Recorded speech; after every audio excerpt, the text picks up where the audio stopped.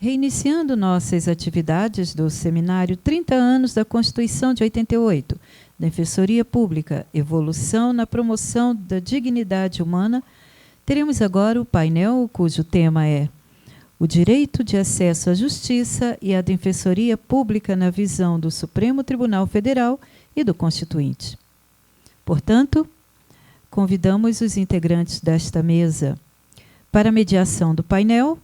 Convidamos a doutora Rita Lima, diretora da Associação de Defensores Públicos do Distrito Federal e também coordenadora da Comissão Especial dos Direitos da Mulher da ANADEP.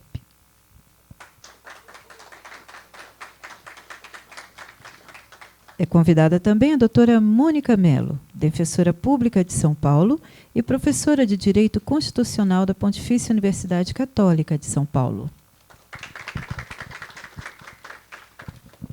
E ainda o doutor Pedro Gonzalez, defensor público do Rio de Janeiro e mestre em Ciências Jurídicas e Sociais pela Universidade Federal Fluminense.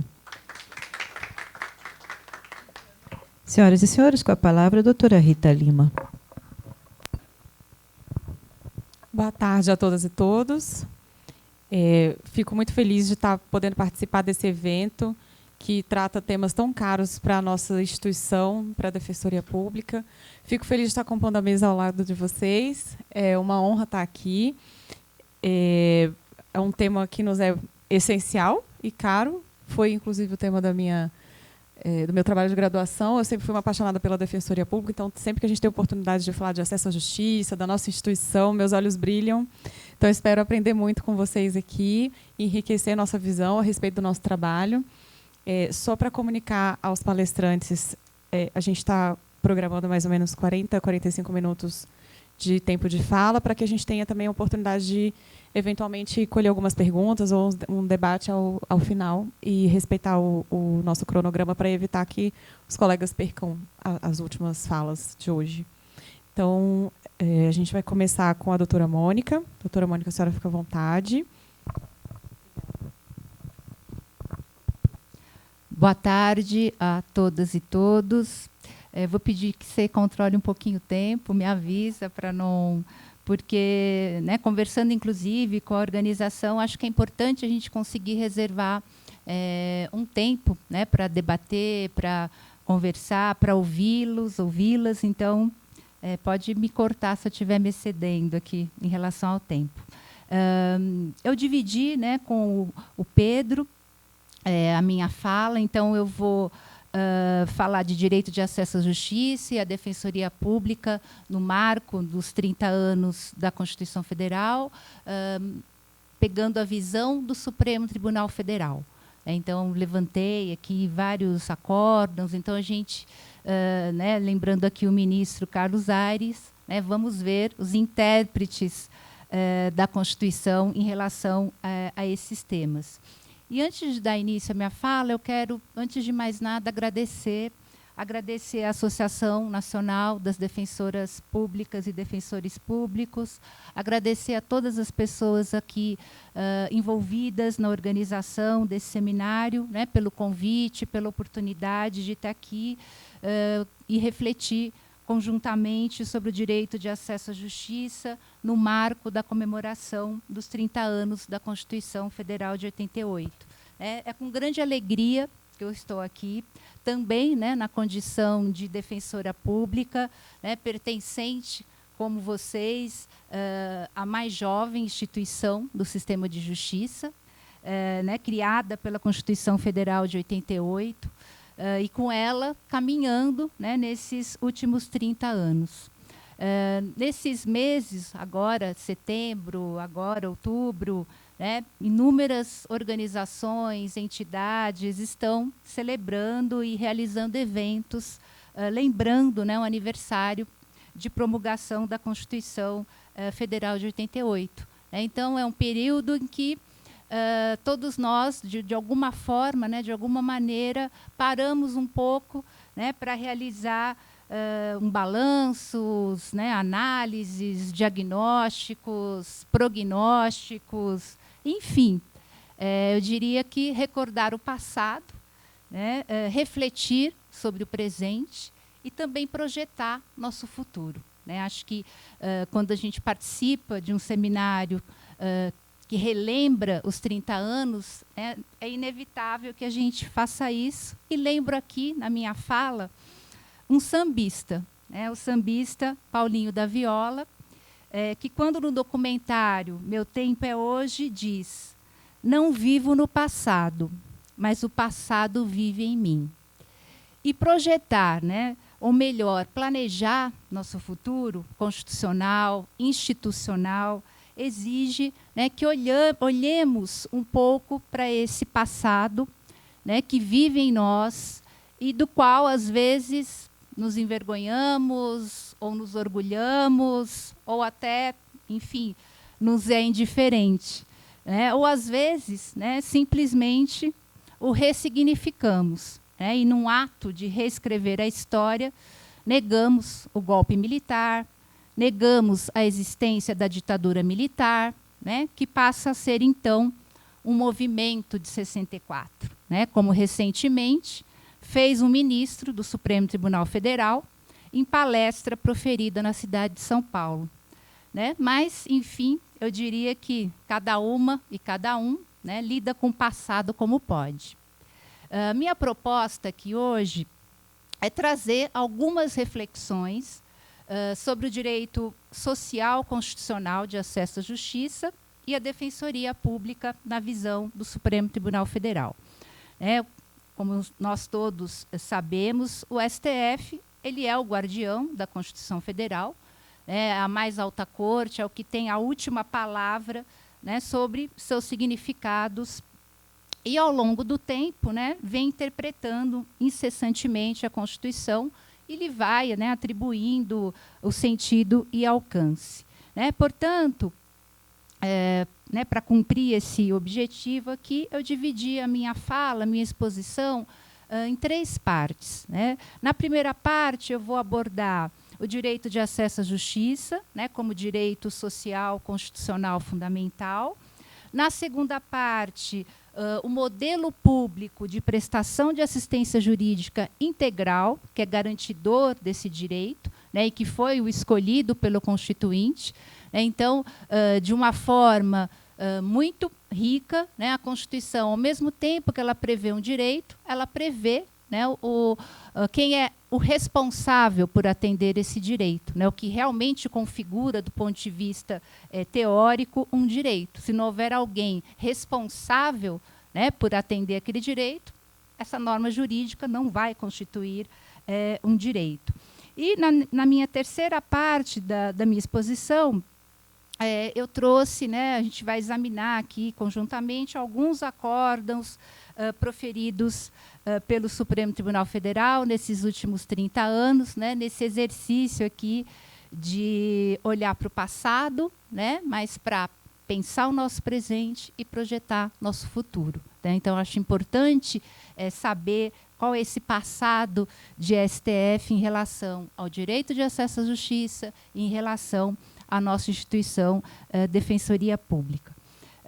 O direito de acesso à justiça dos vulneráveis, e compreendido como direito constitucional social fundamental, ele vem ganhando significativos contornos que o ampliam para uma compreensão que vai muito além da possibilidade de acessar o sistema de justiça, propondo ações ou defendendo-se de ações propostas. O direito de acesso à justiça ele vem sendo compreendido a partir de um sistema de proteção de direitos humanos nacional e internacional extremamente abrangente e como direito indispensável para a satisfação de todos os demais direitos. Também englobando outras formas de acesso à justiça e resolução de conflitos que não se limitam à mera esfera processual. De sorte que, no Brasil, tanto a legislação que organiza a Defensoria Pública da União e prescreve normas gerais para a organização das defensorias estaduais, aponta as defensorias públicas como expressão e instrumento do regime democrático. Então, a missão aqui que nos é posta, ela é muito mais abrangente do que uma assistência judiciária, uma assistência processual, né, o propor e se defender de ações. Então, a lei que nos regulamenta, a lei que nos rege, né, ela prevê a orientação jurídica, ela prevê a promoção dos direitos humanos, ela prevê a defesa em todos os graus, judicial, extrajudicial, direitos individuais, coletivos. Então, há atribuições de orientação jurídica, de promoção de direitos humanos, né, de defesa em todos os graus. Portanto, né, é uma concepção extremamente abrangente, né, e que compreende ações amplas, né, ações envolvendo práticas emancipatórias, né, das pessoas em situação de vulnerabilidade, orientando-as, fortalecendo-as para a defesa dos seus direitos e da cidadania. São atribuições, né, que se organizam, né, e se encaixam no que eu chamaria, né, que nós podemos chamar de um Estado social de direito. A opção política do Constituinte, da Constituição Brasileira de 88, né, é bastante clara em relação a esse modelo.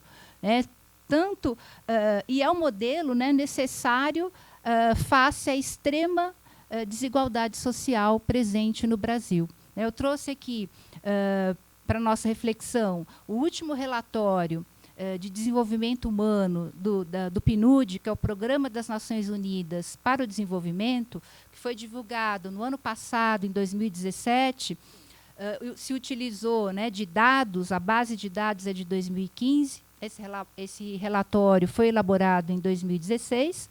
Né? Nesse relatório de desenvolvimento humano, né, que envolve análise de renda, saúde, educação, o Brasil está na 79ª posição num ranking mundial que abrange 188 países. Ao elaborar esse relatório, a ONU também tem atentado para a questão específica da desigualdade de gênero, né, da desigualdade entre mulheres e homens. E o Brasil, ao ser analisado também sob esse aspecto, ele cai 19 posições nesse ranking. Então, além do Brasil já ser um país extremamente desigual, ele é mais desigual ainda quando se trata da desigualdade de gênero, quando se trata da desigualdade entre mulheres e homens. Né? E essa desigualdade de gênero, motivos para ela, né, não faltam, né, já que o Brasil tem um índice altíssimo de mortalidade materna, né, são 44 mortes a cada 100 mil nascidos vivos, né, enquanto a Noruega, que é a primeira colocada nesse ranking, apresenta 5 mortes por cada 100 mil. Na área política, né, apenas 10%, né, dos assentos são ocupados por mulheres no parlamento.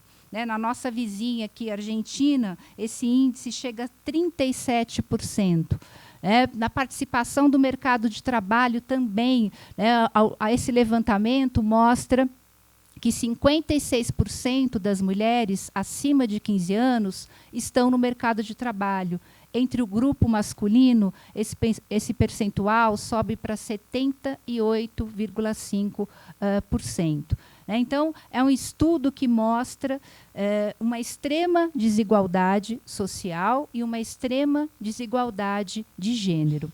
E é nesse contexto, né, que se espera de um Estado social democrático como o nosso, né, que exerça um papel ativo na redução das desigualdades sociais. E justamente a Constituição, né, ao proclamar a igualdade de todos como lei, né, como a igualdade na lei, sabemos que, na prática, né, o acesso real a esses direitos continua profundamente assimétrico. E os excluídos são os mais expostos, por exemplo, ao arbítrio das autoridades públicas.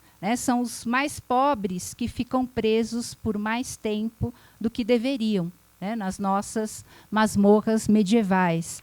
São os mais pobres que são comumente parados, pelas autoridades policiais.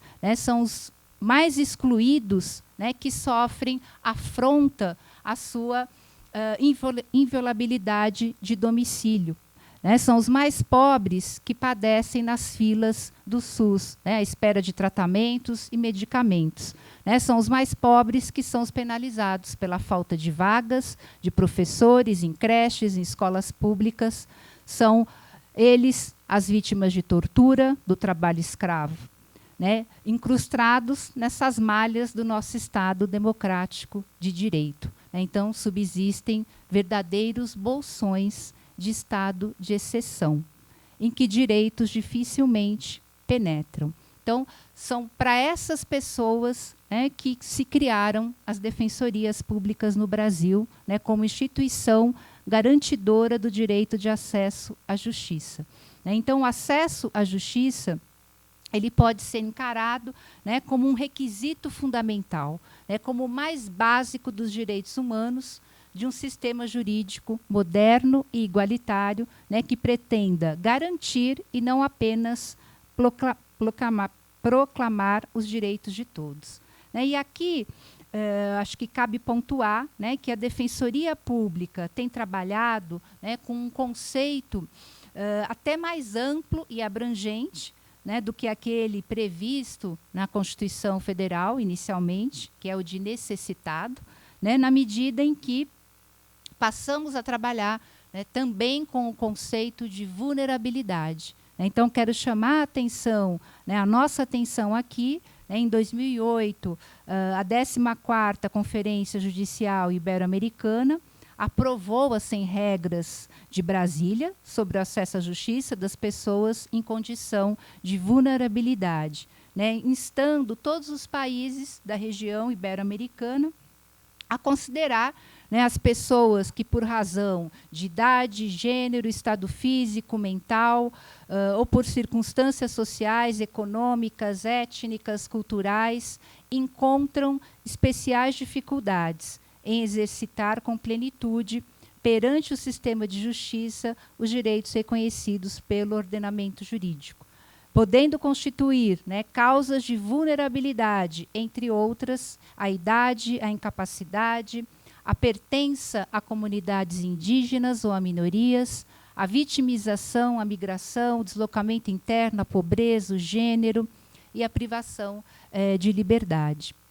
Aí, como afirma Judith Butler, né, na sua mais recente obra, em que ela fala justamente, né, dos corpos em aliança e a política das ruas, né, algo que temos vivido tão intensamente no Brasil, né, a partir dos vários movimentos sociais emergentes e de rua, ocupando as ruas, né, e o mais assim recente, o das mulheres, no último fim de semana. Ela afirma que determinados grupos são vulneráveis de maneira diferenciada e que, sob determinados regimes de poder, são visados mais prontamente que outros e alguns sofrem mais pobreza do que outros. Alguns estão mais expostos à violência policial do que outros. Daí a importância para nós, né, do conceito de vulnerabilidade a nortear a atuação da Defensoria Pública, né, através de um modelo público de prestação de serviço de assistência jurídica integral, né, como passo, então, a abordar. Né. Meu ponto é que a Constituição ela escolheu um modelo, né, de prestação, de garantia do direito de acesso à justiça. E esse modelo, né, com o qual estamos comprometidos, empenhados, é um modelo público, é um modelo de prestação pública, né? E esse modelo, ele é um modelo, né, que está previsto a partir de um modelo de Estado, né, que é o Estado Social Democrático de Direito, né? Esse mesmo Estado que tem, né, por fundamento a redução das desigualdades sociais, né, a maior garantia de direitos e de acesso à justiça, né, e a proteção das pessoas em situação de vulnerabilidade. Eu cito aqui, já aqui uma obra clássica que, com certeza, todos vocês já devem ter ouvido falar, ou até lido, consultado, e é uma obra da década de 70, né, que é do famoso Capelletti, né, Capelletti, que traz, né, traz alguns modelos de acesso à justiça, né, então uma obra que tem muitos anos e que muito atual ainda para a gente entender os diversos modelos e perceber que o modelo que foi escolhido pelo Constituinte é o modelo público, é o modelo mais abrangente. Ele levanta, né, que as primeiras iniciativas de proporcionar serviços jurídicos, né, antes mesmo até do modelo que ele chama de Judicare, nem era um modelo propriamente, né, porque era algo caritativo, né, simplesmente. Então, o acesso à justiça se dava por caridade, né, por encontrar algum advogado que levasse, né, a sua causa de forma caridosa, né. Então, sequer pode-se chamar isso de um modelo, né, é algo no âmbito do assistencialismo, enfim, né, dependendo da generosidade, da boa vontade de encontrar um advogado.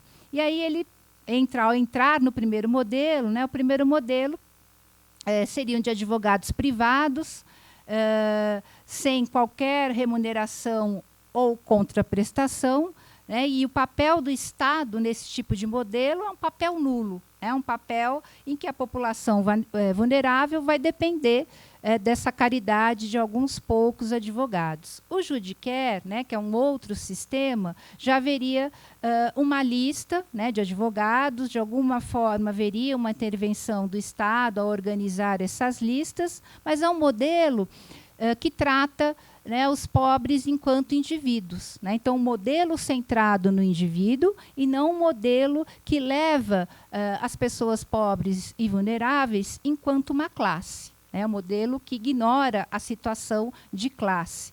E esse modelo, alguns países da Europa, ele analisa a Europa no primeiro momento, seguiram esse modelo, são modelos restritivos, né, são modelos em que não há nenhum tipo de litigância estratégica, ou o que ele chama de casos testes, né, que hoje a gente chamaria de litigância estratégica, e ele no livro trata como casos testes, ou mesmo uma tutela coletiva, né, também inexiste nesse tipo de modelo. Então, é um modelo que não está aparelhado para transcender qualquer causa que não seja individual, né, que não enxergue um indivíduo atomizado em relação a um problema específico, né. Num segundo momento, ele diz que isso surge nos Estados Unidos, alguns serviços prestados por chamados escritórios de vizinhança. E aí, nesse modelo, esses advogados passariam a ser pagos pelo Estado, e esses advogados, né, encarregados de promover os interesses dos pobres enquanto classe. E aí se dá um passo adiante, porque nesse tipo de modelo também há um esforço, né, em conscientizar as pessoas pobres sobre os seus direitos. Esse modelo ele já envolve a litigância estratégica, ou os casos testes, ele envolve atividades de lobby legislativo, então já se pensa nesse modelo em influenciar legislação que vá favorecer essa classe de pessoas, né? Então, a participação na política legislativa de forma a influenciar legislação, a participação em conselhos. Então, esse modelo já englobaria esse tipo de ação, enxergando, né, as pessoas pobres vulneráveis enquanto classe e não enquanto indivíduos.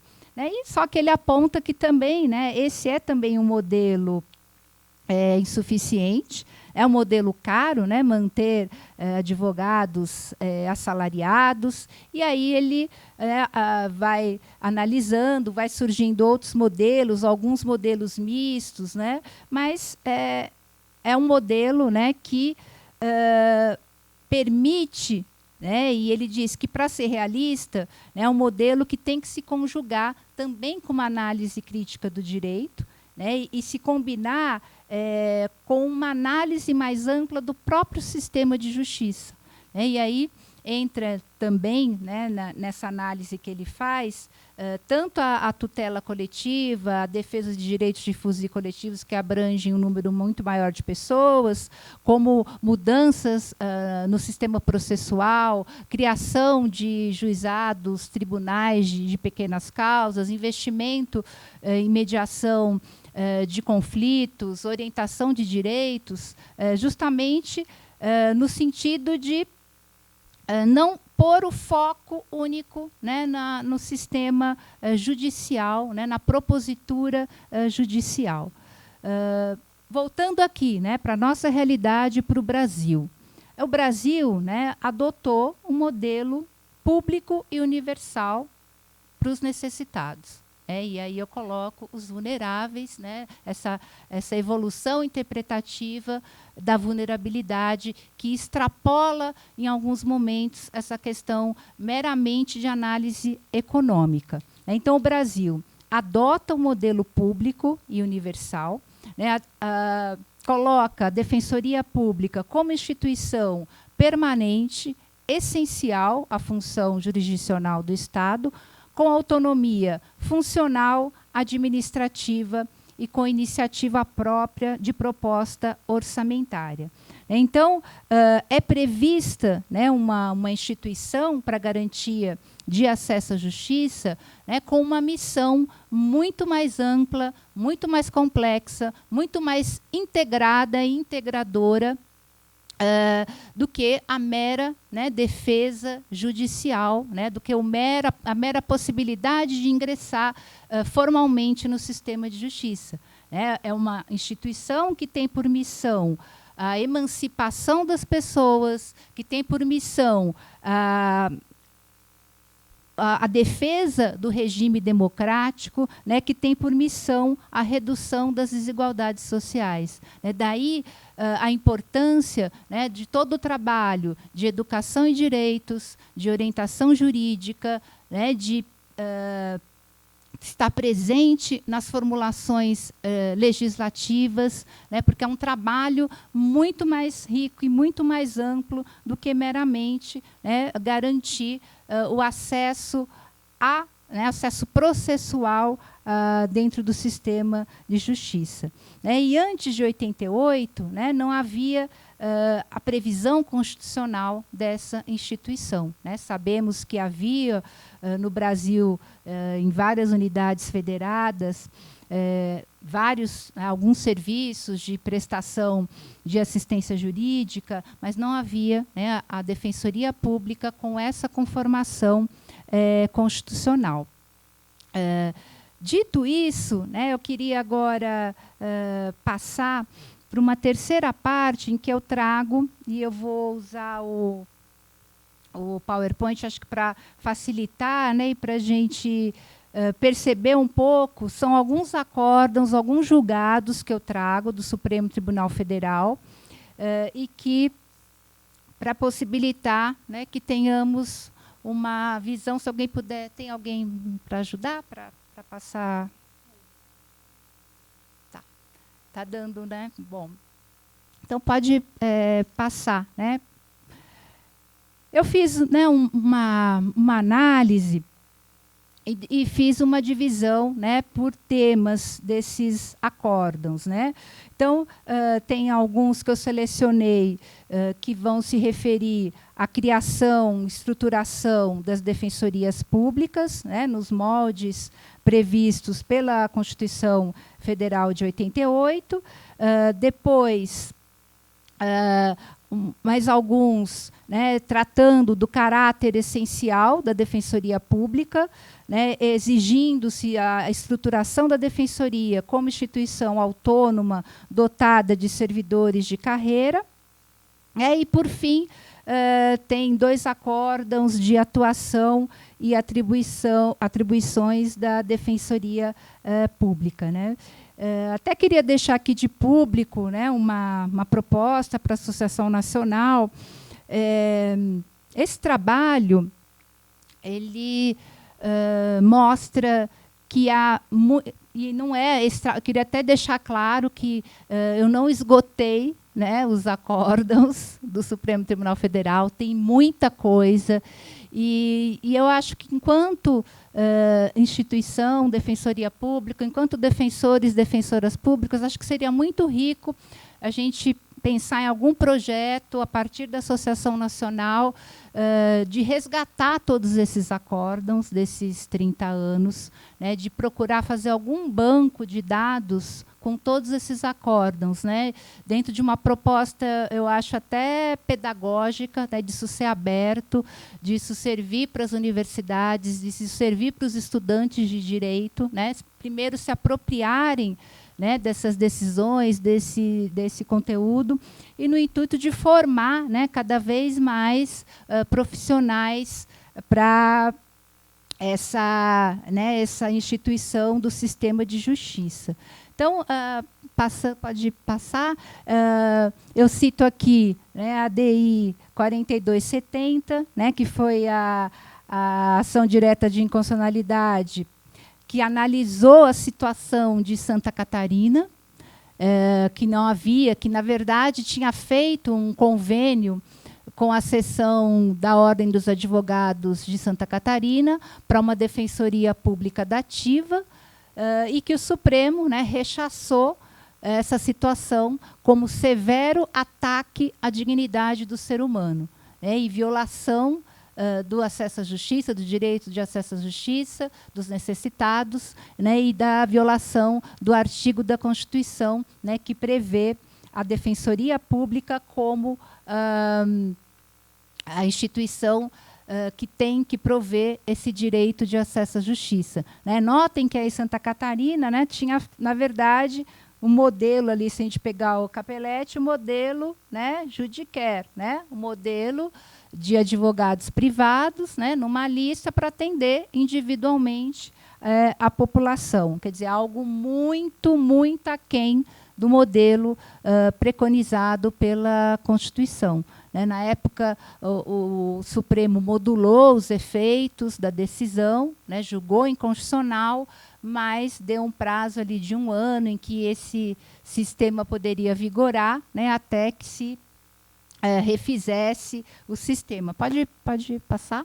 Né, no voto do ministro relator, que é o Joaquim Barbosa, né, ele pontua que esse tipo de modelo, né, que foi organizado em Santa Catarina, e no processo o governador de Santa Catarina defende, né, dizendo que havia ali uma defensoria dativa que estava realizando o serviço, até com mais economia, talvez, né, do que se criasse uma defensoria pública ali. E se levanta, né, no voto do ministro, justamente que esse tipo de defensoria não faria defesa de direitos coletivos, difusos, não cumpriria essa atribuição, esse tipo de modelo. Pode passar. Que seria também um modelo centrado no litígio judicial, né, um modelo que paga advogado, remunera advogado, né, por ação, é um modelo centrado no litígio, né, e que não faria resolução extrajudicial de disputas, não interessa fazer orientação, conscientização de direitos, sensibilização de direitos, não interessa, né, para esse tipo de modelo atuar dessa forma, mas interessa a judicialização, né, um modelo que investe na judicialização. E aí, né, a forma tem que ser adotada, né, a forma pública, né, e que não haveria nenhuma margem, né, pela Constituição, não haveria nenhuma margem para adotar modelo diferente, modelo diverso do modelo público. Pode passar. Ainda nessa mesma linha, né, foi julgado aqui do Estado de São Paulo, né, a gente sabe que o Estado de São Paulo, criamos a defensoria lá em 2006, né, ainda estamos longe de atingir, né, todas as comarcas. Então, há um convênio da Defensoria Pública de São Paulo. Havia já esse convênio quando o serviço ainda era prestado pela Procuradoria-Geral do Estado, então era um convênio antigo. Então, tanto a lei que criou a Defensoria Pública em São Paulo, como a Constituição do Estado, falam desse convênio, né, e aí num momento ali de embate, né, também se questionou no Supremo Tribunal Federal, e a OAB era, na verdade, o desejo da OAB que esse convênio fosse exclusivo, né, que na prestação dessa assistência jurídica suplementar, né, que é uma assistência que cada vez mais a Defensoria de São Paulo entende que tem que ser prestada respeitando, né, os parâmetros que a própria Defensoria dá, né, porque a Defensoria se entende como exclusiva na prestação, né, do direito de acesso à justiça. E isso é algo que tem que ter uma data, né, para acabar, não tem ainda, mas a gente acha que tem que ter, né, tem que ter um fim. E para isso, né, meus colegas vão vir depois, né, a PEC das comarcas, a ideia é que isso tenha, né, um norte, um fim.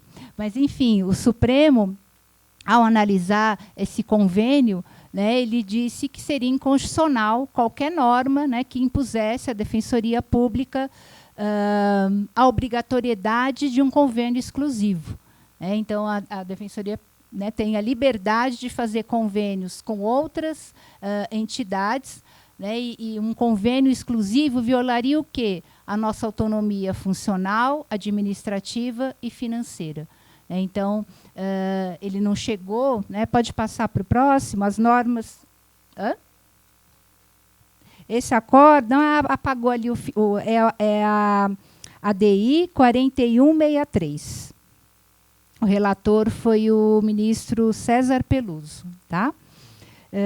O que estava ali, o Supremo acabou dando interpretação conforme ao artigo 109 da Constituição do Estado de São Paulo, que prevê a existência expressamente desse convênio, né, para dizer que ele tem que ser interpretado no sentido de que não pode haver exclusividade com a OAB nessa prestação de assistência.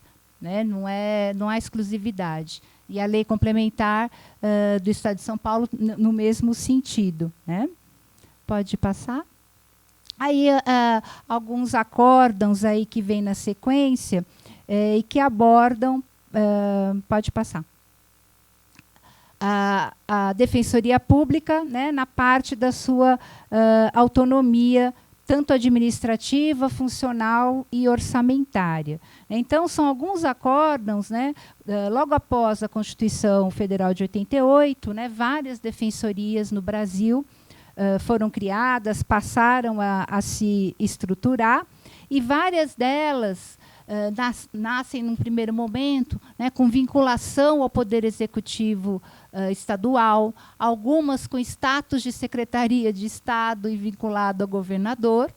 Né, e esse modelo de criação foi repelido, né, pelo Supremo Tribunal Federal por afrontar, né, o parágrafo 2º do artigo 134, né, com a redação da emenda 45, né, que formalmente ali expressamente coloca a questão das autonomias.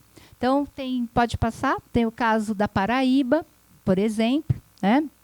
Ali tinha várias inconstitucionalidades, a Defensoria Pública Geral com status de secretaria, com status de secretário de Estado, o DPG de livre escolha e nomeação pelo governador. Né? Então, foi julgado inconstitucional a lei complementar que criava, que fixava critérios para definir a escolha do defensor público geral, dos demais agentes integrantes da administração superior, né? Com nível de secretário de Estado. Né? Então, se firmando aí é a ADI 29, também cortou um pouquinho, 2903, para quem está tomando nota. Né? Então, aí também, né, se firmando na jurisprudência do Supremo Tribunal Federal, a Defensoria enquanto instituição autônoma, né, instituição do Estado, né, instituição que não faz parte de nenhum dos poderes. Isso, no começo... logo após a promulgação, né, da Constituição Federal de 88, acho que surgiu essa questão, Eu lembro da minha época de graduação, né, que quando a gente estudava ali a separação de poderes, os professores falavam: existe uma instituição que é o Ministério Público, que ele não é do Poder Executivo, ele não é do Poder Legislativo, ele não é do Poder Judiciário. Mas é o quarto poder, né? E ficava nessa brincadeira do quarto poder. O quinto poder é a imprensa, né? Enfim. E quando a Defensoria Pública é criada, né, e ela é uma função essencial à justiça, mas ela não faz parte do Poder Judiciário, não faz parte do Poder Executivo, não faz parte do Poder Legislativo. É uma instituição autônoma, né, do Estado, né, assim como é também o Ministério Público. Então, causou, né, no primeiro momento, alguns estados, né, criando como se fosse integrante do Poder Executivo, como uma secretaria de Estado.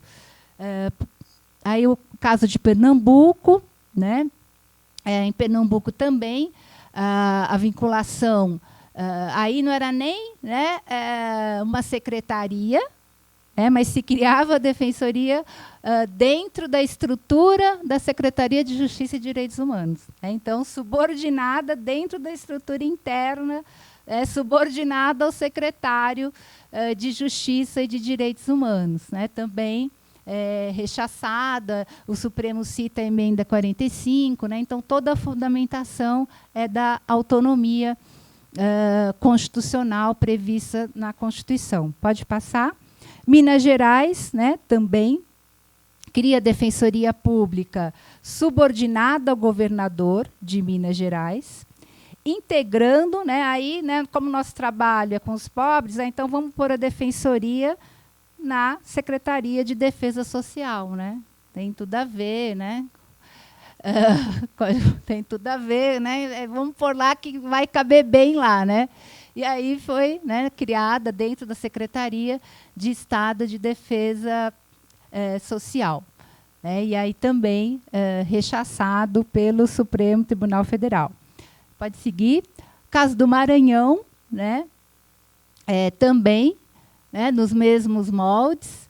Né? E aí qualquer medida normativa que suprima a autonomia da Defensoria Pública, vinculando-a a outros poderes, em especial ao Executivo, implicará violação à Constituição Federal.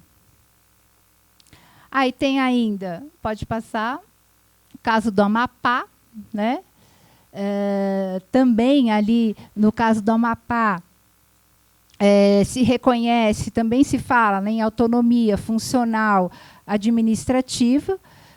Se rechaça também, né, leis estaduais que dispondo, né, sobre as defensorias estaduais, violam tanto a Lei Complementar 80/94, né, atribuindo, né, e lei estadual que atribui competência ao governador do Estado de nomear os ocupantes dos cargos administrativos na estrutura da Defensoria Pública Estadual. Né, subdefensor, ouvidor, corregedor, defensor público-chefe. Né, que essa lei viola a autonomia administrativa da Defensoria Pública Estadual, né, bem como as normas gerais estabelecidas na nossa lei complementar. Tá. Falta, talvez eu pule alguns aqui para cumprir meu tempo. Pode passar. Aí tem o caso da, né, autonomia da própria DPU, né, que foi analisada posteriormente, né, após a emenda 74 de 2013, não estava expressa, foi proposta posteriormente. E aí, mais uma vez, né, também o Supremo Tribunal Federal reafirma né, a necessidade do reconhecimento da autonomia e de que nossa instituição, né, não guarda nenhuma vinculação direta à essência da atividade executiva. Né. Ainda pode passar. Tem também o caso da Paraíba, né, também, né, na mesma linha, inconstitucional a redução unilateral pelo Poder Executivo, aqui tratando especificamente da autonomia orçamentária e financeira, né, garantindo que é inconstitucional que o Poder Executivo faça qualquer redução unilateral dos nossos orçamentos, né, e dos propostos pelos outros poderes e dos órgãos constitucionalmente autônomos, como o Ministério Público e a Defensoria Pública, né, na fase de consolidação do projeto de lei orçamentária. Então, é um acórdão que garante a nossa proposta, né, a nossa iniciativa de proposta orçamentária, e que o Poder Executivo não pode, né, reduzir ou fazer qualquer redução que seja unilateral nessa proposta, que tem que ser apreciada pelo Legislativo, em conjunto com os demais poderes, dentro do Poder Legislativo. Então, né, um acórdão assim, que exato para prever essa questão, né, garantir a questão da discussão sobre autonomia orçamentária e financeira. Pode passar?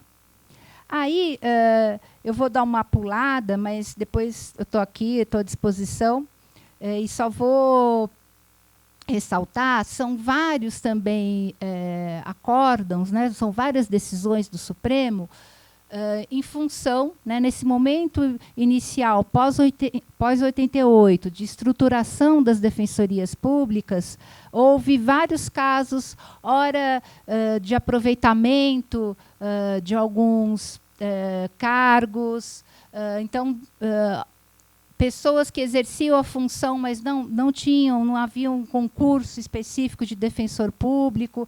Então, eu não vou entrar um por um, são vários aqui selecionados, mas o que o Supremo, de maneira geral, acabou entendendo é que afastou várias possibilidades que os estados tentaram naquele momento em relação aos membros da carreira, né, para afirmar o artigo da Constituição que diz que tem que ser por concurso público, né? Tem inclusive o caso de São Paulo, foi questionado também. Eu mesma entrei na Defensoria Pública de São Paulo como optante, né? Eu tinha feito concurso público para integrar a Procuradoria-Geral do Estado, que em São Paulo tinha uma área de contencioso, de defesa da unidade federada, e uma área de assistência jurídica. Então, na época, a própria Constituição do Estado de São Paulo, e também havia, né, o artigo 22 da Constituição Federal, foi permitido que os procuradores do Estado de São Paulo fizessem essa opção pela Defensoria Pública. Isso também foi objeto de ação direta no Supremo, que acabou reconhecendo, no caso de São Paulo, acho que Mato Grosso também isso aconteceu, que eram procuradores concursados, haviam feito um concurso público, e o Supremo reconheceu, né, que nesses dois casos específicos seria possível, porque havia a prestação, haviam prestado um concurso público e para exercer aquela atividade, embora, né, não tivesse nem o nome de defensor público e nem estivesse na instituição Defensoria Pública, que nem existia, né, que tinha sido criada em 1988. Então, depois eu posso aqui passar, são vários casos também, vários acórdãos do Supremo, né, nesse sentido. E aí, de atuação e atribuições, que eu achei também interessante, são dois acórdãos. Um é a DI 2922, do Rio de Janeiro. Essa DI, ela discute uma lei estadual do Rio de Janeiro que fazia ali uma possibilidade de homologação de acordos de alimentos, né? Era uma atuação da Defensoria Extrajudicial, e isso foi questionado no Supremo, né, se isso não ia ferir o acesso ao judiciário, porque era a possibilidade da própria defensoria fazer a homologação daqueles acordos. E o Supremo reconheceu a constitucionalidade, e ao reconhecer essa constitucionalidade, o argumento principal foi a possibilidade, elogiando a defensoria por isso, de atuação extrajudicial. Então, reconhecendo a importância de se ter projetos por parte da Defensoria Pública, experiências de atuação extrajudicial. Então, foi, inclusive, no acórdão, reconhecendo e elogiando isso. Aí, acho que um outro que também vocês todos devem conhecer, que foi a possibilidade da tutela coletiva, a possibilidade expressa da Defensoria Pública poder ingressar com as ações civis públicas. Também acabou sendo reconhecido. Até no acórdão, como houve depois, posteriormente, a lei reconhecendo isso na lei orgânica, se discutiu isso um pouco no acórdão, se viraria uma DPF ou não, mas acabou prevalecendo a tese de inconstitucionalidade mesmo, de constitucionalidade, perdão, da previsão, da possibilidade da nossa atuação mediante a ação civil pública, na defesa dos necessitados e vulneráveis.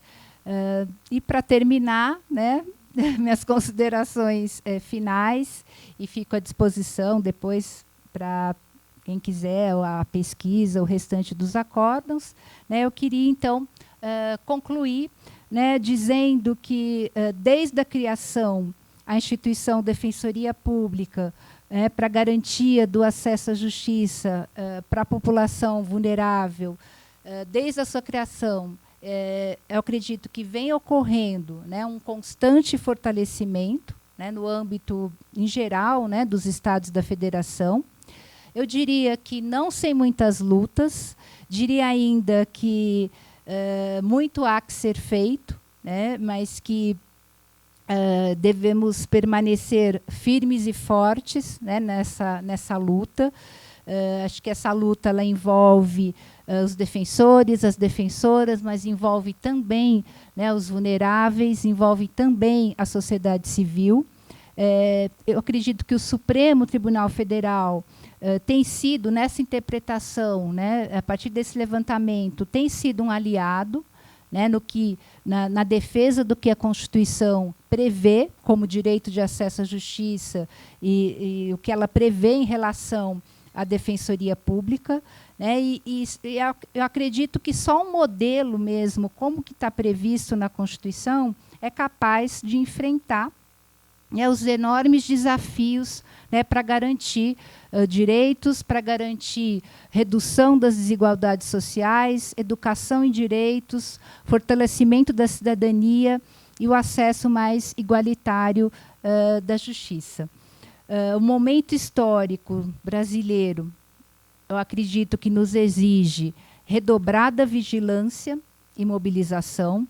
Eu acho que há um perigo real, concreto, de retrocessos em relação a direitos e que foram, por nós, arduamente conquistados, por nós, não enquanto defensores, mas enquanto cidadãs, cidadãos, no processo constituinte. Então, eu acho que o momento hoje exige de cada um de nós realmente que fiquemos atentos e para todas aquelas e aqueles que, nas palavras do ministro Marco Aurélio, que é o relator, foi o relator da ADI 3720, a ADI que julgou a possibilidade dos procuradores de São Paulo serem defensores públicos. Ele diz ali uma frase que, curiosamente, eu tinha aqui anotado para encerrar minha fala hoje. Então, assim, até olha, está aqui, estava escrito já, não estou plagiando o ministro César, o ministro da manhã, o ministro Brito.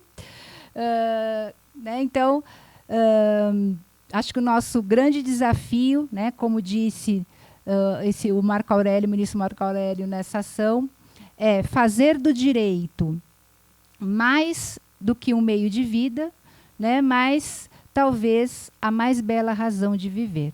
Obrigada.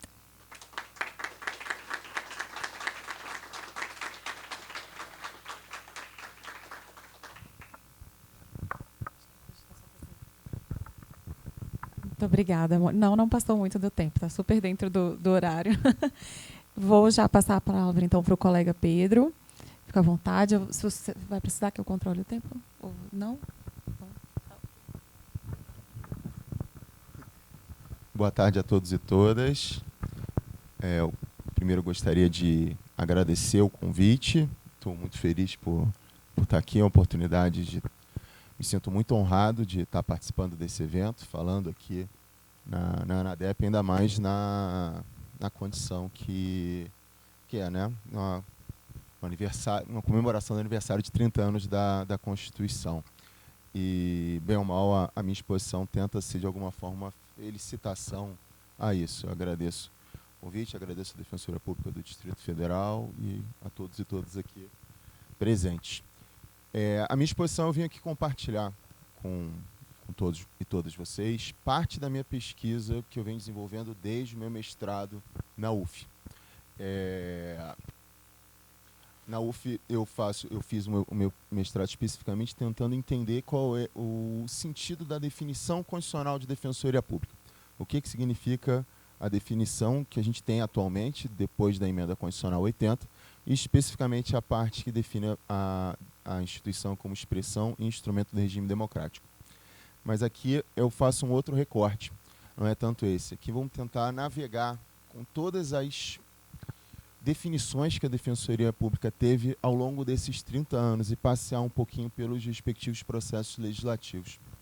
O colega cearense, Jorge Beron Rocha, ele fala que a Defensoria Pública é um exemplo palpitante de instituição que passou por intensas reformas e mutações ao longo desses 30 anos.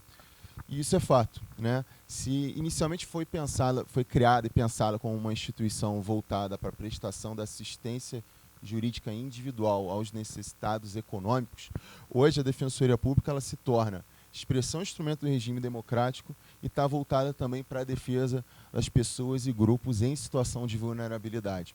Com certeza uma ampliação muito relevante.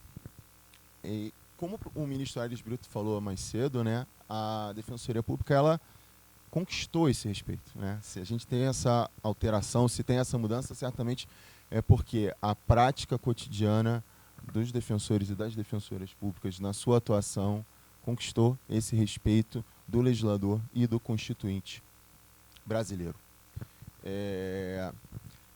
E essa mudança de perfil de uma instituição para uma atuação individual, para a hipossuficiência econômica, para hoje uma atuação coletiva, expressão de instrumento do regime democrático em favor de pessoas e grupos vulneráveis em situação de vulnerabilidade, isso refletiu na própria definição constitucional e legal que a Defensoria Pública recebeu ao longo desses 30 anos com constantes mudanças. Então, essa é a minha proposta aqui, tentar navegar, passear um pouquinho por essas alterações, ok? E, bem ou mal, essa exposição se torna uma felicitação, uma comemoração para o trabalho da Defensoria Pública e da ANADEP nesses últimos 30 anos. Então, para fazer essa análise, eu destaquei 6 diplomas legislativos que eu considero que são essenciais para poder entender esse caminho, desde a constitucionalização até a emenda 80. Então, claro, eu começo com a Constituição Federal, passo depois por 2 constituições estaduais, que é a Constituição do Estado do Rio de Janeiro e da Constituição do Estado de Goiás. Depois a gente sigo para Lei Complementar 80, Lei Complementar 132, e aí, finalmente, para a Emenda Constitucional 80. Eu ia querer uma aguinha, se seria possível. Obrigado. Bom, como o próprio ministro Aires Brito destacou, né, a Assembleia Nacional Constituinte foi um momento de grande participação popular, de verdadeira efervescência democrática. Então, no Congresso Nacional, naquela época, de 87 a 88, passeavam pelos corredores, né, todas as sortes de grupos de interesses, representantes de grupos, desde médicos sem terra e servidores públicos, até grupos defendendo donas de casa, sem terras, indígenas. E com a Defensoria Pública não foi diferente. A Defensoria Pública também mandou os seus representantes para poder atuar lá no Congresso. É claro, eu não tenho como nomear todos aqueles que participaram, mas eu queria render uma homenagem a pelo menos 5 nomes, com risco de ter alguma omissão, mas eu queria render homenagem a pelo menos 5 nomes. Primeiro, a Sueli Pletz-Sneller, que foi a primeira presidente da FENADEP, atual ANADEP, que é a defensora pública aposentada do Mato Grosso do Sul. Lourdes Maria Celso do Vale, que era, à época, presidente da Associação dos Membros da Assistência Judiciária Militar Federal, atual ANADEF. E dois conterrâneos meus do Rio de Janeiro. O João Simões Vagos Filho, defensor público aposentado no Rio de Janeiro, e o Roberto Vitagliano, também defensor público aposentado no Rio de Janeiro, que à época era o presidente da ADPERJ, que é a nossa associação estadual. Bom, qual era a meta dessa delegação, entre aspas, da Defensoria Pública na Assembleia Nacional Constituinte? Era, justamente como a Mônica destacou, a consagração do modelo público de assistência jurídica no texto constitucional, e positivando também a Defensoria Pública como sendo a instituição responsável por prestar esse serviço. Mas haviam vários obstáculos para isso. Primeiro, muitos deputados constituintes não conheciam a Defensoria Pública naquela altura. Não conheciam porque ela não estava presente em diversos estados, e nos que estavam muitos ainda tinham caráter incipiente. Mais do que isso, né, o próprio número reduzido dos integrantes dessa delegação, né, um número razoavelmente pequeno de defensores e defensores públicos que arduamente atuaram ali na Assembleia Nacional Constituinte. A própria escassez de recursos para custear essa viagem na época, né, a própria FENADEP ainda estava muito incipiente. Tem um relato de que, então, é realmente complicado nesse sentido. E o próprio lobby contrário de outras instituições jurídicas que não queriam a consagração desse modelo público de assistência jurídica e nem a positivação da Defensoria Pública nesse sentido. Nessa pesquisa eu tive a oportunidade de entrevistar alguns desses personagens, que eu vou mencionar aqui ao longo, e o Roberto Vitagliano, ele me destacou, por exemplo, que enquanto o Ministério Público lá na Assembleia Nacional Constituinte tinha um imóvel alugado, permanente, para os seus membros fazerem um lobby, traziam cerca de 50 a 60 pessoas para isso, que os delegados de polícia eram cerca de 180 para fazerem lobby. A Defensoria contava com 5 ou 6 pessoas por vez, mais ou menos, para fazer isso. Eles tinham que pagar a viagem do próprio bolso e depois eram ressarcidos pelas respectivas associações, sendo certo que ficavam em hotéis baratinhos. Ele conta até um episódio curioso em que eles estavam no hotel tão chinfrim que eles saíam pelos fundos e entravam para um outro hotel mais chique para parecer que estavam vindo daquele hotel que era mais chique, para não pagar tanto mico, assim, não ficarem nessa situação. Mas apesar de todas essas dificuldades, o trabalho com certeza deve ser considerado exitoso, e foi com certeza exitoso. Por quê? Unificou o sistema público de assistência jurídica em todo o país. Positivou-se a Defensoria Pública no texto constitucional pela primeira vez na história. Vinculou-se ainda, num parágrafo único, consegue-se vincular os estados à adoção desse modelo com a previsão de uma lei complementar nacional para regular a questão. Garantiu ainda que a instituição fosse estruturada em carreira, por concurso público, e ainda com a garantia de inamovibilidade com vedação ao exercício da advocacia. Agora, tem uma situação que é curiosa. A Sueli Pletz-Sneller, ela narra que o Bernardo Cabral, que era um constituinte, ele foi relator da matéria em plenário. E já em plenário, ele teria dito para os membros dessa delegação que a Defensoria Pública, na Constituição, ela só teria um artigo e um parágrafo. Então, tudo tinha que estar concentrado ali. Quando a gente lê os anteprojetos e vê a análise anterior da Constituição, percebe que em determinados momentos do processo constituinte chegou-se a prever 5 artigos para a Defensoria Pública, né? O que nos foi deferido ao final, o consenso que se chegou foi esse espaço assim, mais reduzido, né? Então, todos conhecem, mas eu faço aqui a leitura rápida do como que ficou a redação original. A Defensoria Pública é a instituição essencial à função jurisdicional do Estado, incumbindo a orientação jurídica e defesa em todos os graus dos necessitados na forma do artigo 5º, inciso 74. Parágrafo único. Lei complementar organizará a Defensoria Pública da União e do Distrito Federal dos Territórios e prescreverá normas gerais para sua organização nos Estados, em cargos de carreira providos na classe inicial mediante concurso público de provas e títulos, assegurar aos integrantes a garantia da inamovibilidade e vedado o exercício da advocacia fora das funções institucionais. Vejam que, apesar do pouco espaço que foi deferido, dá para a gente ressaltar que, na verdade, essa redação final ela foi muito importante para o desenvolvimento posterior da Constituição. Né? O Zé Augusto Garcia ele destaca o uso de termos jurídicos propositalmente abertos nessa redação. Então, a gente tem o essencial, necessitados, assistência jurídica integral, insuficiência de recursos. O que significa isso? Na verdade, tudo isso defere um espaço bastante grande para ser moldado o perfil institucional da Defensoria Pública, tanto pelo legislador quanto pelo intérprete. E assim a gente observou na prática desses últimos 30 anos. Bom, encerrado o ciclo constituinte, o artigo 11 do ADCT previa que as Assembleias Legislativas com poderes constituintes terão prazo de 1 ano para elaborarem as respectivas constituições estaduais. Como eu falei, nessa etapa, eu queria destacar 2 constituições que foram particularmente importantes e que merecem destaque. A do Estado do Rio de Janeiro e a do Estado de Goiás. Curiosamente, ambas foram aprovadas no mesmo dia, 5 de outubro de 1989. Claro, último dia do prazo, como todo bom brasileiro.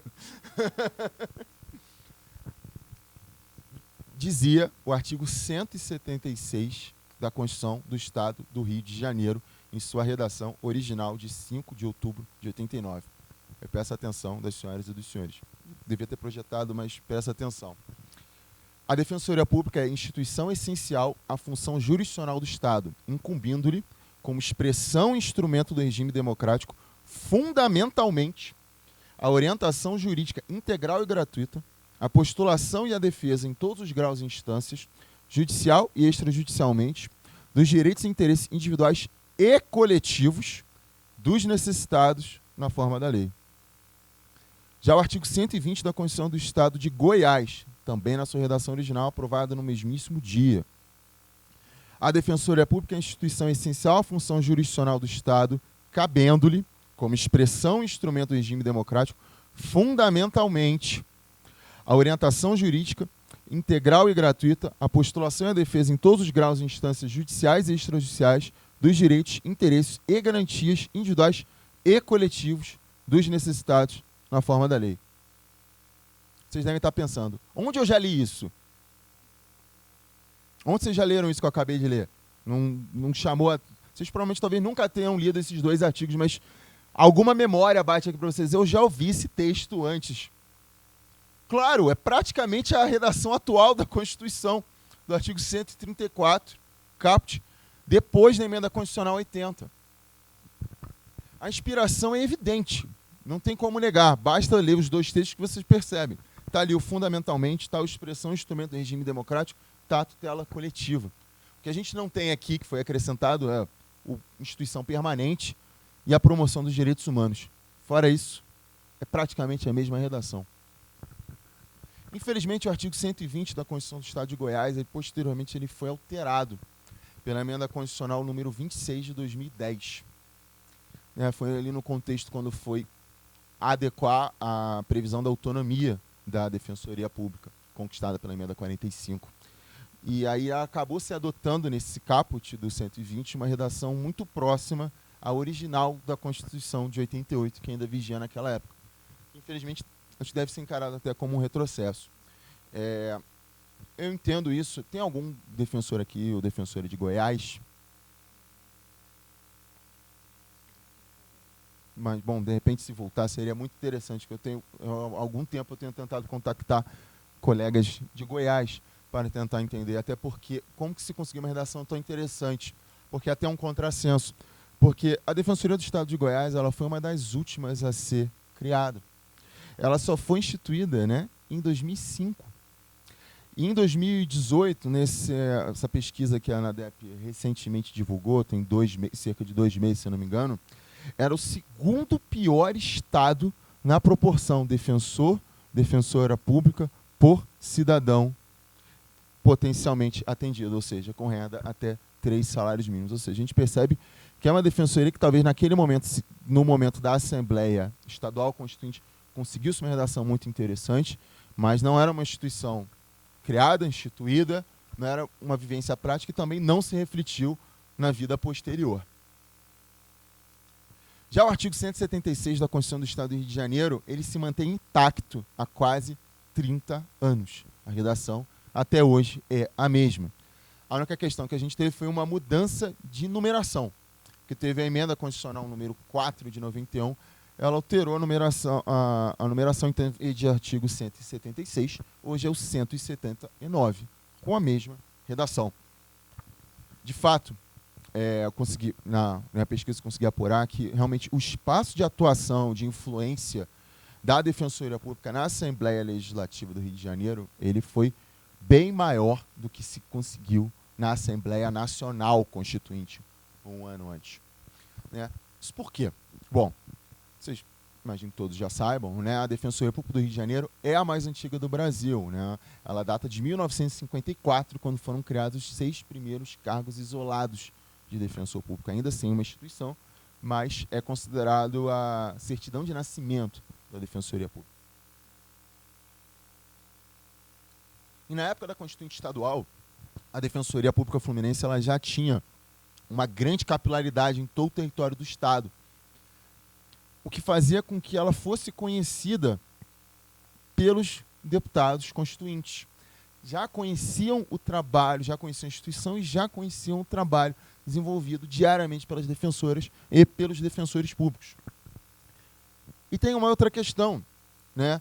Eu preciso destacar um relevantíssimo papel de Josias Ávila Júnior. O Josias Ávila Júnior, ele à época era defensor público e era deputado estadual constituinte. Ele faleceu, infelizmente, em março desse ano, mas eu tive a oportunidade de entrevistar ele em novembro do ano passado. E ele era um deputado muito respeitado dentro da ALERJ, que é a nossa Assembleia Legislativa. Tão respeitado que ele foi o presidente da Comissão Constitucional. O que era a Comissão Constitucional? Era a comissão encarregada de elaborar um anteprojeto de Constituição Estadual.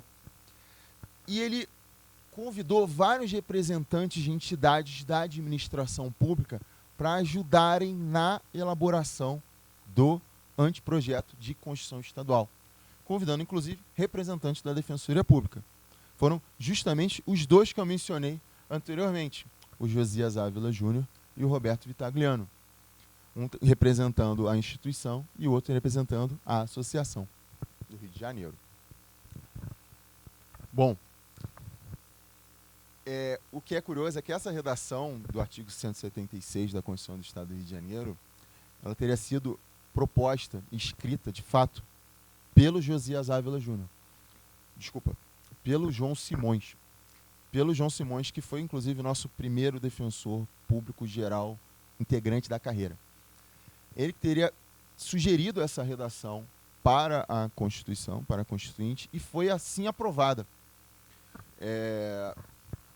E o detalhe é que ele já teria tentado essa redação na Assembleia Nacional Constituinte, mas infelizmente ela não constou, essa proposta, de nenhuma emenda ou anteprojeto de Constituição. Realmente ali ele não conseguiu emplacar.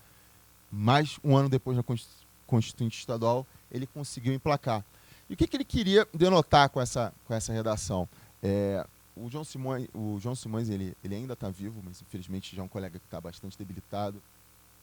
Algumas vezes eu tentei contato com ele, eu não consegui diretamente. Então, eu estou falando no teria, porque eu não tive a confirmação do próprio, mas eu tive pelo menos 3 ou 4 personagens que atuaram diretamente ao lado dele, que me afirmaram expressamente, sendo ele o autor. E diziam que, na verdade, o que ele pretendia com essa redação? Ele entendia que a Defensoria Pública ela era tão grande, tão importante, que ela não era só, não devia ser só, ela era não só a expressão, mas era o próprio instrumento da democracia. né, eu percebo nessa ideia um caráter bastante simbólico, político simbólico, de afirmação da instituição. Realmente era um momento que a Defensoria Pública estava precisando se afirmar e estava, de fato, se afirmando. Né? Bom, agora eu vou fazer um pequeno desvio e ir para o legislador ordinário, a Lei Complementar 80. Bom, encerrado o ciclo constituinte, era preciso, então, fazer, já o constituinte tanto federal quanto estadual, precisava ser feita a lei complementar prevista pelo parágrafo único da Constituição, para regulamentar a própria instituição e regulamentar a carreira. O primeiro anteprojeto ele já foi apresentado, já foi enviado pelo Sarney no ano seguinte, 89. Mas o Collor, quando assumiu, recolhe o projeto do Congresso para mais estudos. Depois ele cai e assume o Itamar Franco. E aí ele apresenta um novo projeto de lei já em 93. Esse projeto ele começa a tramitar, mas não agradou muito a categoria. E aí tem um momento bastante importante da atuação da ANADEP, na época ainda FENADEP, presidida à época pelo André De Felice, nosso colega lá do Rio de Janeiro também, que em parceria com o deputado Sig Maria Seixas apresenta um substitutivo. E esse substitutivo da Lei Complementar 80, ele é aceito na comissão e é o projeto que passa a tramitar. O projeto ele teve muito lobby contrário do Ministério Público, A tramitação foi bastante longa, bastante difícil, e ao final foi aprovada. Ainda recebeu um último golpe, né? Os 27 vetos presidenciais, baseados principalmente no parecer da Procuradoria-Geral da República. E ali tirou-se questões muito importantes, né? Que previam, por exemplo, a autonomia da instituição em sede legislativa e a legitimidade para a ação civil pública. De fato, o resultado ele acabou sendo aquém do esperado, o resultado final da Lei Complementar 80. Mas certamente foi muito importante, porque deu aquele arcabouço normativo nacional para, a partir dali, estruturar a Defensoria Pública nos diversos estados e instalar a própria Defensoria Pública da União, a partir da Lei Complementar 80. A definição, por sua vez, da Defensoria naquela sede, ela seguiu os moldes da Constituição Federal, não utilizou essas definições mais avançadas e completas da Constituição do Rio de Janeiro e da Constituição de Goiás. A próxima etapa foi a conquista da autonomia, né? E não dá para se imaginar, assim, a dificuldade já vem pelo próprio resultado final, né? Ela teve que ser fatiada em 3 etapas, né? Então você tem primeiro a Constituição, primeiro para as defensorias estaduais, com a emenda constitucional 45, depois para a do Distrito Federal, a 69, e, por fim, a Defensoria Pública da União, a emenda 74. E, nesse meio tempo, foi aprovada a Lei Complementar 132. A Lei Complementar 132, ela foi pensada, foi iniciada para ser a etapa infraconstitucional da reforma do Judiciário, né? A reforma do Judiciário primeiro teve uma etapa constitucional e seguiu para a etapa infraconstitucional. No caso da Defensoria Pública, era preciso regulamentar a autonomia da instituição, conquistada naquela fase ainda só para os estaduais, e precisava também corrigir a própria defasagem da instituição, da Lei Complementar 80 frente à prática da instituição, né? O respectivo projeto de lei ele foi gestado na extinta Secretaria de Reforma do Judiciário. Inclusive, aproveitar que eu estou aqui na ANADEP, eu quero um apoio da ANADEP para conseguir esse anteprojeto, que foi o processo que gerou na SGR, porque eu não consegui o acesso, queria ver o andamento para chegar, como a gente chegou no resultado final, porque eu só consegui ver o projeto de lei apresentado pelo Executivo já ali. E sei que ele sofreu alguns ajustes na Casa Civil antes de ser apresentado pelo Executivo. E a tramitação dele também não foi nem um pouco fácil. Foi alvo de várias emendas e muitos debates na Câmara dos Deputados. E a gente tem um episódio que é muito curioso, que é a aprovação em plenário, ao ponto de foi apresentada uma emenda substitutiva global, ou seja, uma emenda que abrangia todo o projeto de lei. Essa emenda foi apresentada em plenário e foi escrita em plenário durante os debates.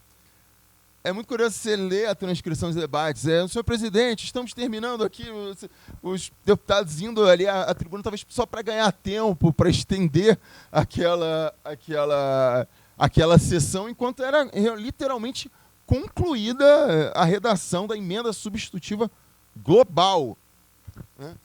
No Senado também foram apresentadas algumas emendas ao projeto de lei, mas nada parecido com o que a gente observou na Câmara, né? E chegamos ao nosso resultado final, né? O professor José Augusto Garcia, ele diz que, eu não tenho como não concordar, que a Lei Complementar 132 é um divisor de águas na história da instituição, né? Porque ele definiu esse viés mais democrático, mais solidarista, né? Abandonando aquela tendência individualista inicial, do aspecto mais econômico, e indo também dando uma pujança maior para as atribuições extrajudiciais e de caráter coletivo. O que é importante ressaltar, o professor José Augusto Garcia destaca isso, a Patrícia Kertman também destaca, que, na verdade, a 132 ela não pode ser considerada uma criação legislativa cerebrina, no sentido de que alguém teve um estalo e resolveu fazer daquela forma. A verdade é que ela já refletia a atuação prática da instituição, e por isso é tão importante. Do ponto de vista da definição da instituição, ela vem no artigo 1º. O artigo 1º alterou, a Lei Complementar 132 alterou o artigo 1º da Lei Complementar 80, passando a ter a redação que a gente tem hoje. A Defensoria Pública é a instituição permanente, essencial à função jurisdicional do Estado, incumbindo-lhe como expressão ou instrumento do regime democrático, fundamentalmente a orientação jurídica, a promoção dos direitos humanos e a defesa em todos os graus, judicial e extrajudicial, dos direitos individuais e coletivos de forma integral e gratuita aos necessitados, assim considerados na forma do inciso 74 do artigo 5º da Constituição Federal. Bom, a redação ela é a mesma do projeto que veio do Executivo. Por isso que eu quero pegar esse projeto aí do Executivo, para poder ler como é que foi escrito. Mas, ou seja, apesar da emenda substitutiva global, todas essas questões, ele passou praticamente incólume. A única diferença é essa parte final, que ficou, né, na forma do inciso 74, artigo 5º da Constituição Federal, antes vinha na forma da lei. Vejam que o na forma da lei é exatamente como estava na redação da Constituição Estadual do Rio de Janeiro.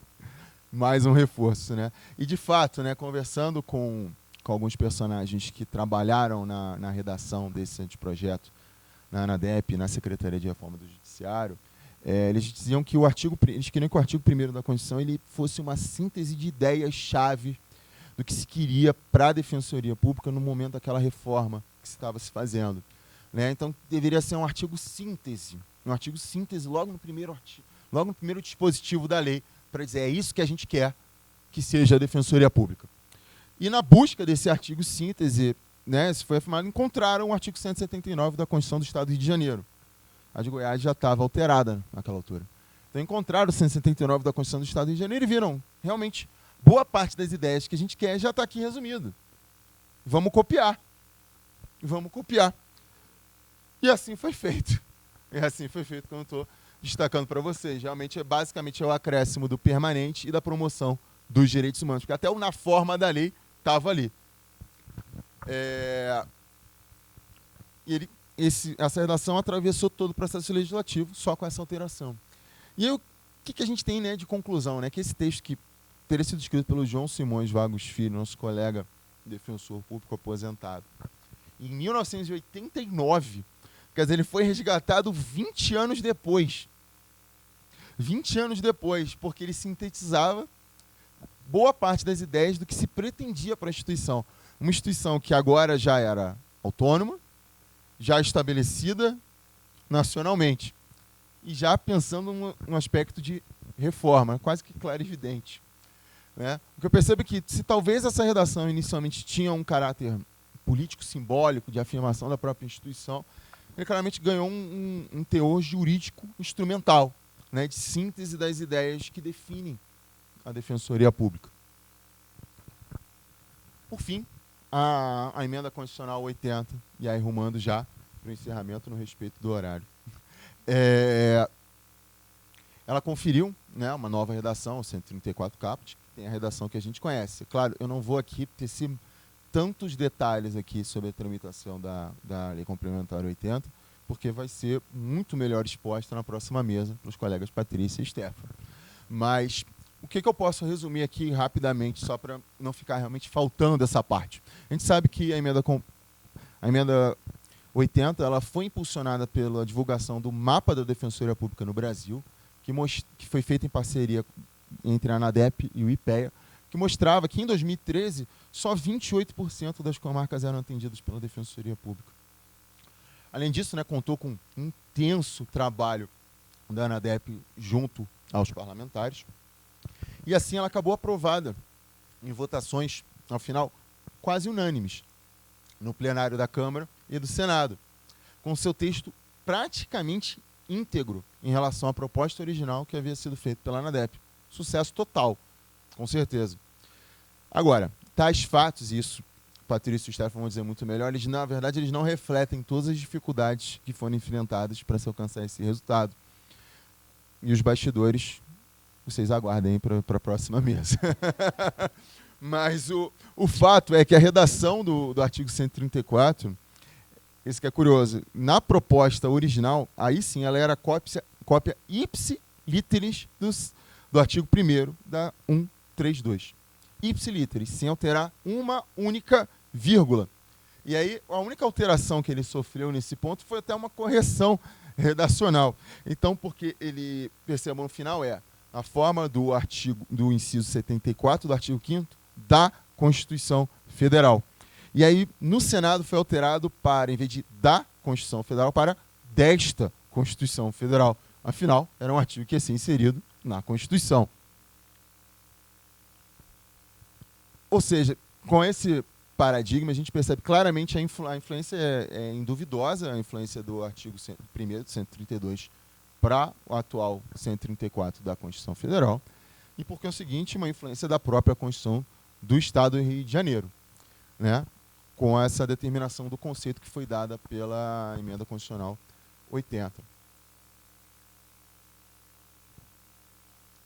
Em conclusão, pode dizer que talvez, apesar de alguma pouca atenção que a doutrina tenha tido para as bases da definição da Defensoria Pública, em especial essa parte que eu destaco, que define a Defensoria Pública como expressão e instrumento do regime democrático, apesar da talvez a gente não se tocar, ter pouca coisa escrita sobre isso, ela já data de quase 30 anos. Já tem quase 30 anos que a Defensoria Pública é definida dessa forma. Ou seja, apesar de ela foi tentada na Assembleia Nacional Constituinte, ela demorou 25 anos para ingressar no texto constitucional federal. Então, assim, minha pesquisa, ela avança em outros pontos, minha pesquisa do mestrado dela avança para tentar destrinchar os termos que compõem essa expressão. O que significa ser expressão e instrumento do regime democrático. Mas isso é tema para outra palestra. Gente, muito obrigado.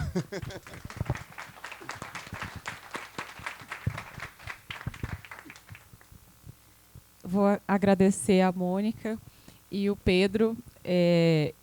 Ao longo da exposição de vocês, eu fiquei pensando, eu sou uma defensora de coração, sou uma apaixonada pela defensoria, e quanto mais eu escuto as colegas e os colegas, mais eu admiro a nossa instituição, porque nós temos um material humano de altíssima qualidade.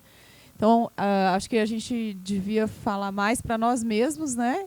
E também mais para os alunos de direito, para a sociedade. Eu acho que quanto mais a gente compartilhar a nossa visão de mundo, o nosso conhecimento, mas a gente pode enriquecer e fortalecer esse senso de cidadania e de justiça. Assim. Então, fica aqui registrado não só a minha gratidão de estar compondo essa mesa, mas também a minha admiração pelo trabalho dos dois, e que a gente consiga... Mônica, a parte final da sua fala foi muito importante.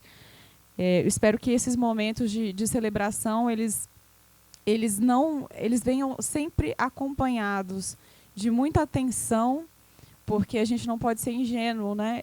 Eu nasci já dentro de um ambiente mais ou menos democrático. A gente, às vezes, fica numa situação de conforto, achando que os direitos eles estão em expansão e consolidados, mas não é bem assim. E hoje eu estava até no almoço aqui com alguns colegas, a gente pensa que se a defensoria não for o trabalho, não fizer o trabalho de resistência democrática dentro das instituições jurídicas, ninguém fará. Hoje eu não vejo isso, né? Eu não vejo outra instituição que não a nossa para fazer esse trabalho. E de garantia democrática não só no sentido de acesso à justiça e de acesso aos direitos, e, enfim, integração com a rede de fornecimento de serviços e equipamentos públicos, mas também e principalmente no papel de representação contra-majoritária. Porque sem isso não há democracia, né? Então, fico feliz de estar cercada de colegas tão valiosos e valiosas defensoras aqui, e que enriquecem tanto a nossa instituição. Então, obrigada, ANADEP, por ter me colocado aqui nessa mesa hoje. E eu espero que... não sei, a gente vai ter um tempo para algumas perguntas ou falas.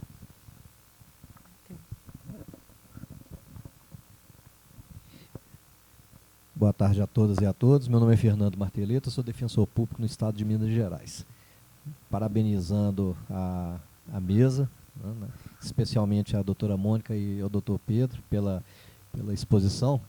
Eu queria fazer um breve comentário e depois dirigir uma pergunta ao colega Pedro, porque o elogio é ao resgate histórico da Defensoria, que considero fundamental para que nós, primeiramente, entendamos de onde viemos, para podermos enxergar para onde vamos, né? Isso aí é fundamental.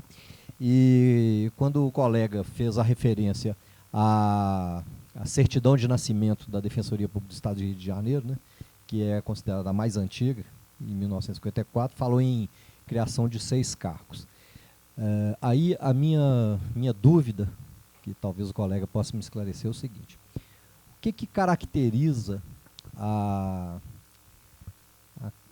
Defensoria Pública, né? A criação de Defensoria Pública seria uma mera modificação de nomenclatura de assistência judiciária para a Defensoria Pública, ou seria a instituição de um regime jurídico, de uma norma jurídica que instituísse carreira, regulação de atividades, né? Ou seja, a nossa gênese está numa nomenclatura que deixa de ser assistência judiciária para ser defensoria pública, com todos esses princípios que foram tão bem esclarecidos, ou um documento jurídico que nos institui como órgão, né? Instituição propriamente. Muito obrigado. Primeiramente, agradecer aí a pergunta. Na verdade, eu tenho só como responder a minha opinião, né, com relação a isso. Né? Esses 6 cargos isolados eles foram criados ainda a princípio na estrutura do Ministério Público, tá? Do antigo Estado do Rio de Janeiro, que não no Estado da Guanabara. Pensei que naquela época a gente tinha o Estado da Guanabara e o Estado do Rio de Janeiro, e a capital era Niterói. Então, são nesses 6 cargos isolados. A Andréa está ali feliz da vida, porque ela é de Niterói. Mas são os 6 cargos isolados de defensores públicos que foram na estrutura ainda do Ministério Público. Perceba, a Defensoria Pública do Rio, ela por muito tempo se chamou Assistência Judiciária, até virar Defensoria Pública. Lá teve muita briga também para definir qual era o cargo, ou se devia ser o nome da chefia. Muitos queriam procurador-geral da Defensoria Pública, achavam mais bonito do que defensor público-geral. Alguns dos mais antigos até hoje acham feio esse nome, defensor público-geral, né? Mas, ao meu entender, eu acho que por que a gente coloca... Nem todos entendem que essa é a certidão de nascimento, os 6 cargos, mas a gente acha que tem um certo consenso com relação a isso. Os 6 cargos isolados é porque eles eram destinados... Eles tinham o nome de defensor público, os 6 cargos eram de defensor público, e eles eram destinados exclusivamente à assistência jurídica. Eram cargos públicos, okay? Não era um advogado que era contratado, então ele tinha um cargo público. A gente diz que são cargos isolados porque não era estruturado em carreira ainda, ou seja, era um cargo isolado, e era destinado àquela finalidade. Então, por isso, como defensor público. uma instituição com nome de assistência judiciária, mas que tem essa finalidade, eu acho que pode ser entendida já como sendo uma defensoria pública, por que não? É uma questão de nomenclatura, é um detalhe. Acho que o que caracteriza a instituição é a finalidade, ou seja, se ela é uma instituição pública destinada à prestação de assistência jurídica gratuita, para ser considerada uma defensoria pública não precisa ter o nome defensoria pública, pode ser assistência judiciária ou qualquer outro nome que você entenda. Ok?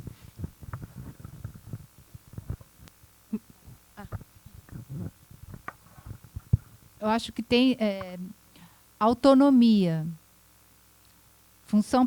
instituição permanente, autonomia administrativa, financeira, acho que é essencial. Acho que ainda que se crie cargos destinados àquela atividade, se não for uma instituição nesses moldes, né, em São Paulo, a Defensoria foi criada em 2006, né, e havia um serviço, acho que da década de 40, muito antigo também, feito pelos procuradores do Estado de São Paulo. Se prestava um concurso público, por carreira, é uma instituição organizada, mas é isso, é uma instituição vinculada ao Poder Executivo. É uma instituição que não tinha autonomia. Então, nós entendíamos que ali não havia defensoria pública, havia um serviço prestado por funcionários públicos, concursados, mas não defensoria pública. E havia até, inclusive, havia quem defendia dentro da Procuradoria do Estado que não precisava criar defensoria pública, que ela existia em São Paulo. Eu tinha colegas ali. Não, mas para que criar defensoria? Já tem defensoria pública em São Paulo. Só que é uma instituição jurídica vinculada ao Poder Executivo, não tem autonomia, e era uma prestação de serviço de muito mais de assistência judiciária do que assistência jurídica integral. Então, eu e um grupo grande ali defendia, não tem defensoria em São Paulo. Existe uma prestação de serviço há muitos anos, mas não entendíamos que era defensoria pública. Mais alguém tem algum comentário, uma pergunta? Quer compartilhar uma experiência, uma angústia? A angústia a gente vai ficar até lá. Falou angústia, o Ronan levantou a mão. Falou em angústia, eu me identifiquei na hora. E é justamente uma angústia. Olha, a gente tem só até as 4, Ronan. Segura a onda aí, por favor. Serei breve. Primeiramente, muito obrigado e parabéns pelos expositores. Foi muito interessante, para a gente, enquanto defensor e defensoras públicas, entender todo esse processo até aqui, todas as conquistas, todas as lutas que foram enfrentadas. E minha pergunta também tem a ver com essa expressão, que é uma expressão que sempre me angustia, que é a defensoria pública enquanto expressão e instrumento do regime democrático. O que é isso? O que é essa questão? E eu acho que hoje ainda tem mais, nos deixa mais angustiado ainda hoje, porque é evidente que a gente vive um momento de retrocessos e de ameaças reais à democracia. Então, como a Defensoria Pública deve se portar? Como se apropriar de fazer valer esse instrumento, essa expressão de instrumento e expressão do regime democrático? Você quer direcionar essa pergunta para o Pedro, ou os dois? Ou a gente faz uma roda aqui?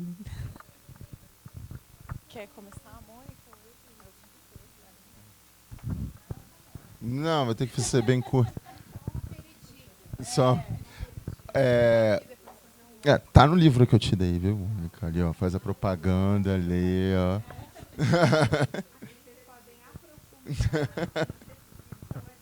Pedro também tem. Mas, basicamente, assim, tem que separar, né? Primeiro, uma coisa é ser instrumento, outra coisa é ser expressão. Se tem duas palavras, a gente tem que separar.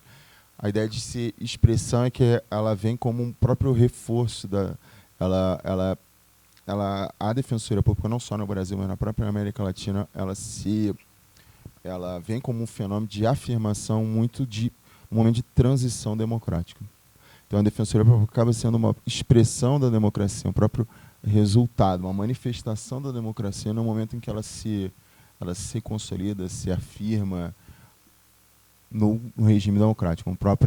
Para quê? Para garantir direitos, como essa a finalidade dela, garantir direitos. Então, a gente fez uma Constituição tão grande, com tantos direitos, com tantos princípios, temos que criar instrumentos para poder fazer valer. E ela vem como um resultado, como manifestação da própria democracia nesse sentido. Já como instrumento, eu tento passar basicamente as funções institucionais da Defensoria Pública, para dizer que, né, você ser instrumento é você ser um mecanismo, algo para você, um mecanismo para se atingir um resultado, um meio para se atingir um resultado. A Defensoria Pública é um instrumento, um meio para se atingir a consolidação democrática, no sentido que ela acaba reforçando as próprias bases da democracia. 3 princípios básicos da democracia: soberania popular, liberdade e igualdade, na sua própria atuação. 3 minutinhos, é isso aí. Trazendo para o contexto atual, né, a Defensoria Pública tem essa missão de, sendo um próprio reflexo da democracia. Ela precisa ser expressão e entender esse papel, atuar politicamente por ser expressão da própria democracia, expandir essa atuação nesse sentido. E, como instrumento, trabalhar para garantir a manutenção da própria democracia, porque ela é um meio para a consolidação democrática, então ela é mais um mecanismo de proteção da própria democracia. Então, torcemos para que as perspectivas não se confirmem, né? Senão, certamente, a gente tem muito trabalho aí pela frente. Mais uma pergunta aqui. Boa tarde. Meu nome é Maria Auxiliadora Viana Pinto, eu sou defensora pública em Minas Gerais, eu sou a decana da Defensoria Pública de Minas Gerais, eu acompanhei todo o trabalho da Constituinte Federal, junto com a Lourdes Maria, junto com a Sueli Pletzneder, com pouca, financeiramente, praticamente sem dinheiro, e a história toda eu acompanhei, até a promulgação, as dificuldades todas. Realmente você colocou muito bem que o nome de todo mundo, lembrar o nome de todos, não é, às vezes não é possível, né? Não me lembrei. O Roberto Vitaliano acompanhou, não a primeira fase, a segunda, foram várias etapas. A primeira etapa era para saber se o assunto era constitucional. Depois começavam as etapas da Constituinte, como estava lá toda a programação legal, como os constituintes tinham feito. Em Minas Gerais, nós tínhamos um deputado federal, Célio de Castro, tínhamos um defensor público, sobrinho do Célio de Castro, tivemos a abertura do Célio de Castro, que depois se tornou prefeito de Belo Horizonte, e começamos com ele, com a ajuda dele, e uma verdadeira abnegação. A Sueli, depois de um certo tempo, ela prestou concurso para assessora parlamentar aqui em Brasília, então ela acompanhou até a promulgação, depois se tornou assessora aqui. A Lourdes Maria acompanhou comigo, a Sueli já era assessora, a Lei Complementar Federal, acompanhamos todos os debates aqui entre nós. O De Felice, Roberto, André De Felice também acompanhava comigo. O Vitaliano acompanhou. Eu lembro que eu tinha viajado para Cuba, o Vitaliano foi a Cuba depois, levou encomendas minhas para os cubanos, que o Vitaliano... Desfilei na Viradouro com o Vitaliano ajudando, mais um outro amigo dele. Então, um trabalho exaustivo, bonito, e eu tenho que falar que eu estava lá, porque, às vezes... Vem aqui para frente, por favor. E importante para mim é estar na ativa. porque foi muita coincidência, 30 anos da promulgação, e eu ainda estou trabalhando na Defensoria, na área de direitos humanos, trabalhando como prisional na área de direitos humanos. Me orgulho muito, sou apaixonada pela Defensoria, faço aniversário no dia 19 de maio, dia do Defensor Público, então não tinha saído. Então, é com muita alegria que eu estou aqui, e depois eu conto o detalhe. Ah, tem até uma cartinha aqui da Lourdes Maria. Ela chamava Minas Gerais de Batalhão Tiradentes. Quando a gente chegava lá com meia dúzia quando ia muita gente. E alguém falava, não, cadê os defensores? A gente, nossa, tem gente para tudo quanto é lado. Então, mas era o Batalhão Tiradentes de 3 pessoas, 4 pessoas, e era imprescindível o nosso contato. Depois, quando nós nos separamos um pouco, o artigo 22 foi criado trocando nossos direitos e vantagens do Ministério. A única categoria que chegou ao final da Constituição com direitos e vantagens do Ministério Público foi a Defensoria Pública.